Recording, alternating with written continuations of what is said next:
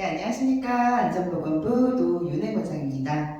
오늘은 아차사고 사례 관련으로 해서 간략하게 교육을 진행하도록 하겠습니다.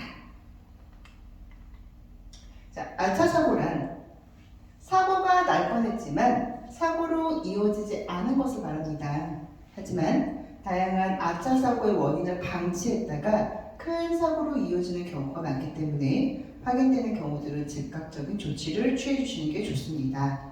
해서 근로자는 아차사고나 잠재 위험이 발생될 경우 즉시 보고를 해주시고요. 보고를 받은 관리 감독, 안전관리, 현장 소장님들께서는 아차사고 및 잠재 위험을 발굴한 것에 대해서 보고서를 개선, 예방조치 계획으로 해서 작성을 하고 승인 및 해당 부분에 대한 교육을 진행을 해주시고요. 그 부분에 대해서 협력사와 근로자는 개선, 예방조치 사항에 대해서 필수적으로 이행을 해주셔야 됩니다. 그럼 아차사고 사례를 보도록 하겠습니다. 첫 번째, 건설업 아차사고 사례에 대한 내용인데요. 흙막이 가시설 설치 작업입니다. 작업은 가시설 띠장 설치 작업이었고요. 이거를 진행을 했었을 때 띠장 홈매우기 자재 고정 시 전동 드릴에 손을 말릴 수 있는 위험이 있다고 확인되었습니다. 사유로는 전동 드릴 보조 손잡이를 미설치했던 사항으로 확인되었고요. 해서 예방으로 전동 드릴 보조 손잡이를 설치를 하고 그 부분에 대한 근로자 교육을 실시를 했습니다. 자, 두 번째 보도록 할게요. 토공사 및 흙막이 공사입니다. 작업은 굴착기로 떡하기 및 암석 파쇄를 하는 작업이었는데 굴착기 버켓이 낙하해서 근로자 충돌의 위험을 확인을 했습니다. 왜 그렇게 확인이 되었냐? 굴착기 버켓 안전핀 체결 위치가 적합하지 않았습니다. 해서 즉각적으로 굴착기 버켓 안전핀을 정위치에 체결을 함으로써 사고를 미연에 방지했습니다. 다음 보도록 하겠습니다. H파일 근입 작업입니다. 자, H파일을 용접을 해야 되는데요. 어떤 부분에 문제가 있었냐? H파일 용접관 고압가스 사용 시 안전기준 미준수로 폭발의 위험이 확인이 되었습니다. 왜 그렇게 확인이 되었니? 산소역과 방지기를 설치하지 않았고요. 고압용기 정도 방지 조치를 실시하지 않았습니다. 해서 즉각적으로 산소역과 방지 및 방지기 설치 및 라쳇바 결속 등 전도 방지 조치를 실시를 했습니다. 이 역과 방지기를 설치하지 않았을 경우 어떤 사고가 발생이 되냐면 용접 및 절단 작업 중 연소가 불안전하거나 장기간 사용을 하게 되면 팁에서 막히는 경우가 발생을 하고 통상 산소의 압력이 연료가스의 압력보다 높기 때문에 팁이 막힐 경우 고압의 가스가 연료의 가스 쪽으로 역류하는 현상이 발생이 됩니다. 그럼 이때 산소와 연료가스가 혼합될 경우 호스가 폭발하거나 최악의 경우 가스통이 폭발하는 등 대형 사고가 발생할 수 있기 때문에 필히 주의를 해주셔야 됩니다. 또한 산소와 순소의 저장 능력은 50세제곱미터이고 최대 7개까지만 보관이 가능하며 LPG 한 통이 20kg 경우에는 최대 500kg까지 보관이 가능합니다. 그 이상 보관을 하게 될 경우에는 지방자치단체에 꼭 신고를 하셔야 되고 외부 점검 시 과태료 대상이니 꼭 참고를 부탁을 드리겠습니다. 자, 네 번째로는 흙막이 가시설 설치 작업입니다. 가시설 떼장 및 버팀대를 설치하는 작업이었는데 중량물 인하 작업 시 낙하가 우려가 되었습니다. 왜 그러냐? 안전학과 잠금 장치를 체결하지 않았고요.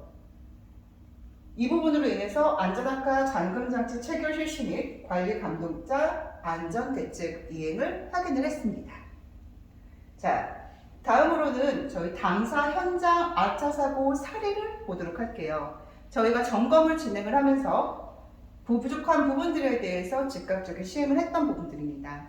첫 번째, 굴착기 협착 방지봉을 부착하지 않은 경우입니다. 이러한 경우에는 굴착기 봄선으로 인해 협착의 위험이 있습니다. 그래서 즉각적으로 협착 방지봉을 부착을 해서 진행을 했고요.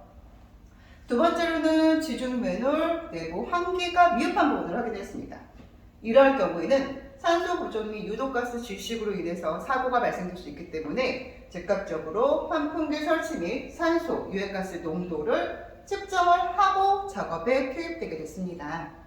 자, 이 밀폐 공간 작업 시 안전수칙으로는 첫 번째, 산소 농도의 범위가 18에서 23.5% 미만이어야 되고요. 일산탄소 농도가 30ppm 미만일 때 꼭 작업을 해주셔야 됩니다. 그리고 산소 유해가스 농도를 측정하지 않고 들어갔다가 질식하는 사고가 빈번하게 발생되고 있으니까 꼭 작업 시작 전에는 필히 공기 상태를 측정을 하고 작업을 해주셔야 되고요. 매 시간마다 관리 감독자는 산소 및 일산화탄소의 농도를 체크하고 진행을 해주셔야 됩니다. 다음 보도록 하겠습니다. 자, 슬링 매트를 쓰고 있는데 이 슬링 매트가 손상이 되어 있는 상태였습니다. 이러할 경우 종량물이 이탈이 되어서 낙하물이 타격 또는 깔림에 대한 사고가 발생이 될 수 있는데, 자, 이 슬링 매트 같은 경우는 어떨 때 폐기 처분을 해야 되느냐? 첫 번째, 봉제선의 풀어진 길이가 벨트의 폭보다 클 경우, 그리고 봉제선 풀어진 길이가 봉제부 전체의 길이의 20%를 넘을 경우, 아이부의 봉제선이 풀어진 경우, 표면에 털망울 윤모가 일어난 경우를 얘기를 하고, 이러할 경우에는 즉각적으로 폐기 처리를 해주시고 새로 교체를 해주셔야 됩니다. 다음은 양중용 와이어 로프였는데요.